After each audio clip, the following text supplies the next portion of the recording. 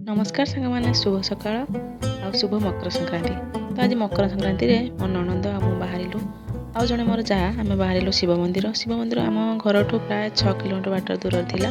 तो चाली चाली बहुत हालिया हेबलु। लास्ट जे आमे शिव मंदिर पाखरे पहुंचलु एवं पाखरे थिबा पोखरी रे आमे टिके गोड़ हाथ धोई पानी छटा छटी शिव मंदिर भितर गलु एवं बाबा को दर्शन कर सारी भोग करिकी आसिलु। से भोग जेहेतु आम 6 किलोमीटर बाट चली जाइलु जोर भोक थिला तो संगे संगे से भोग को आनिक आम खाई पकेलु। समस्ते से जहाँ मन शांति पर्यंत खाइलु और पाखरे थिबा जगन्नाथ मंदिर को दर्शन कर सारी पुणी आम आम घर को चलिलु।